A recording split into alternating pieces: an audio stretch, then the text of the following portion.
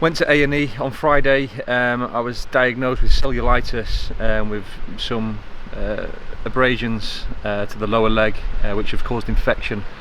And we've rested that for 3 days. We've had a course of antibiotics. It's not ideal, but we're attempting to paddleboard around Great Britain.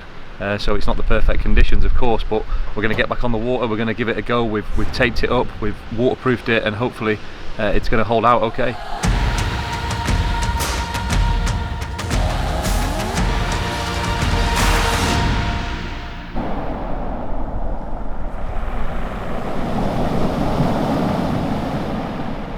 This is the first opportunity we've had in 8 days. It's an early start, 5:30 start. We're going to see if we can make maybe 5-10k. We've got about a 2-hour window before the wind is going to pick up drastically again.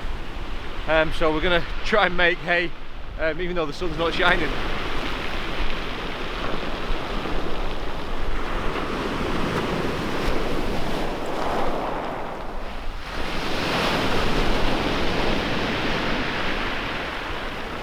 We're just between Branchcombe and Sidmouth in East Devon. Pretty challenging conditions, very little progress again, but we only had a 2 to 3 hour weather window, so I'm going to keep moving.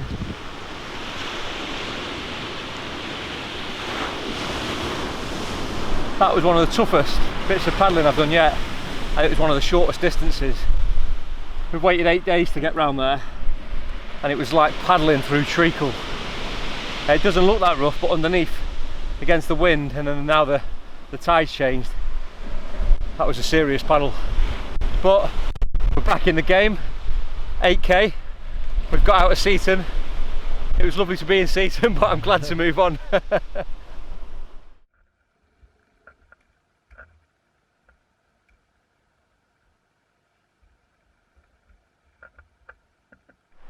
That was another tough paddle, and they don't seem to be getting any easier, but we made really good progress there. It was slow, it was steady, but you know, I wanted to get to Sidmouth, and I actually got to Budley, which is about 11k more, so really pleased with that. I feel like we made some progress last couple of days after that big sort of loss of time, but it wasn't easy by any means, you know, really tough. So we're here at Sidmouth Lifeboat Station in Devon.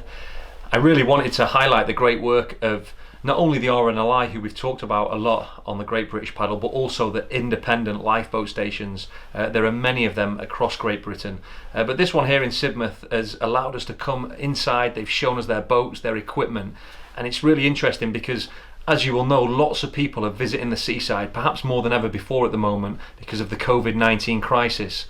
So the lifeboats are being used more and more on a regular basis, but yet still, because of the COVID, they can't open their shops, they can't fundraise, so they really do need your support. They get no government funding, and they're completely reliant on donations from the public.